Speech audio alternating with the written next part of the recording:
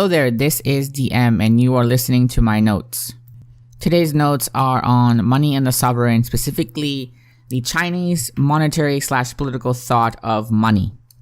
So back during the late 4th century, early 3rd century BC, China had opened an academy called the Jiaxia Academy, and it had a faculty of 76 professors and several thousand students. It was known to be one of the most famous learning centers in China. These academicians helped advise the then emperor. So one of the things that they said, and they said this about money, is they wrote, is a tool of the sovereign, part of his machinery of government. The former kings used money to preserve wealth and goods and thereby regulate the productive activities of the people, whereupon they brought peace and order to the sub-celestial realm. They further explained that, first of all, the value of money, right, was unrelated to the intrinsic value of a particular token. So the three forms of currency, pearls and jades, gold and knife, and spade-shaped coins, offer no wealth to the naked, nor can they fill the bellies of the hungry. So the value of money, as the Jiaxia academic stated, was directly proportional to how much it was in circulation compared to the quantity of goods available. So in their view, the sovereign should moderate this quantity of money available in order to vary the value of the monetary standard in terms of those goods.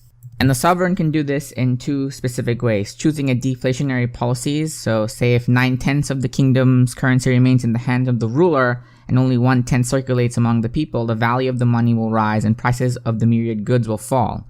Or the secondary policy that the sovereign could pursue is the inflationary one. He transfers money to the public domain while accumulating goods in his hands, thus causing the price of the myriad of goods to increase tenfold, depending on the needs of the economy.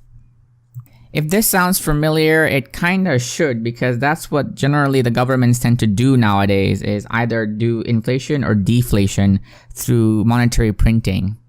One of the cool things that would happen, actually two of the cool things that would happen, is first, the sovereign could use these two policies to redistribute wealth, right? If you're a collector of money, right, and you got a huge money in your bank account, and the sovereign decided to print more, they would decrease your purchasing power, thereby reducing your wealth. If the sovereign decided to deflate the money, they would increase your purchasing power, thereby increasing your wealth. One other noteworthy thing to note was if the sovereign decided to print new money, right, he could spend this new money into circulation at essentially no cost, right? And that miraculous little power would be called seigniorage in the Western tradition. Of course, all this power for the sovereign had one little drawback, alright?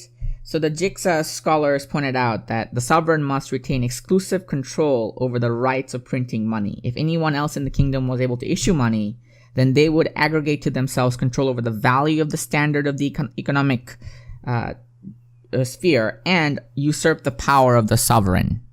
There's an example I would like to go over, but not in this podcast, next podcast. So thank you so much for tuning in and observing.